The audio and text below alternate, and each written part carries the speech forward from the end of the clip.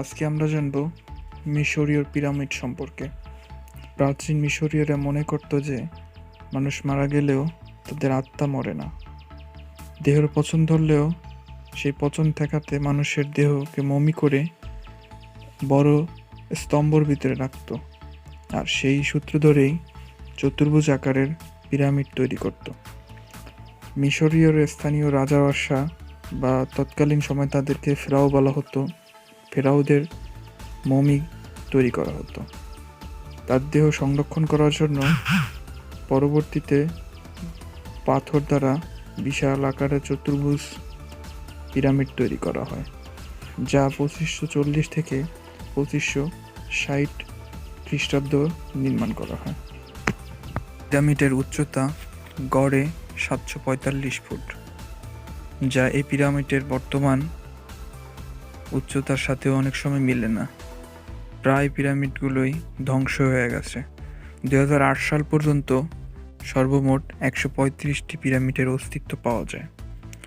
পরবর্তীতে এই সমস্ত পিরামিড সংরক্ষণ করা হয়। এই সমস্ত পিরামিডের ভেতরে তৎকালীন রাজাদের মমি রাখা হতো এবং রাজাদের দাসদাসী পর্যন্ত মমি বানিয়ে রাখা হতো, যাতে মৃত্যুর পরে তাদের মূল্যবান সামগ্রী এই সমস্ত দাসদাসী তাদের উপকারে আসে, যা পরবর্তী সময় চুরি করে মূল্যবান সামগ্রী নিয়ে গেলেও পিরামিড রয়ে গেছে। এত বছরেও এই সমস্ত পিরামিড ধ্বংসের মুখে হয়েও কিছু কিছু পিরামিড রয়ে গেছে। 2008 সালে পর্যন্ত সবচাইতে বড় পিরামিড খুফুর পিরামিডটি পাওয়া যায়।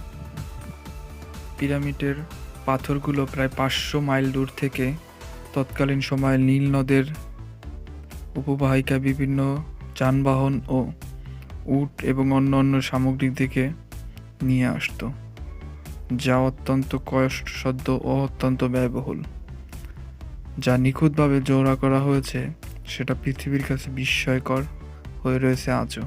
আর এই বিস্ময়কর হয়ে যেন পৃথিবীর সপ্ত আশ্চর্যের মধ্যে পিরামিডের অবস্থান অন্যতম।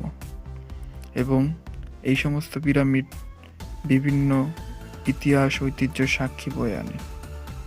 পিরামিডদের যখন তৈরি করা হয় তা অত্যন্ত ব্যয়বহুল ছিল।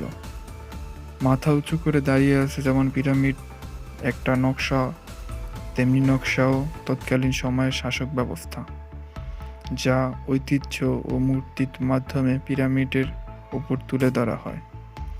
পিরামিড এত উঁচু, রাস্তার সাইডে দেখে বহুদূর পর্যন্ত দেখা যায়। তা দিনের ও রাতের আলো সুউচ্চভাবে দাঁড়িয়ে রয়েছে। পিরামিডের মতোই আরও সুউচ্চ ভিডিও সম্বন্ধে আমরা জানব আগামী পর্বে। দুবাইয়ের বুর্জ আল খলিফা পিরামিডের উচ্চতার চাইতেও অনেক উঁচু, এবং একসাথেই এই উচ্চতা তাদের নিয়ে গেছে অন্যতম উচ্চতায়। তাই যাই হোক, অবশেষে আমরা পিরামিড সম্বন্ধে জানলাম এবং পরবর্তী ভিডিওতে জানব বুর্জ আল খলিফার সম্বন্ধে। থাকতে হলে আমাদের সাথে থাকুন, লাইক করে আমাদের চ্যানেলটা সাবস্ক্রাইব করে রাখুন, যাতে পরবর্তী ভিডিও মিস না হয়।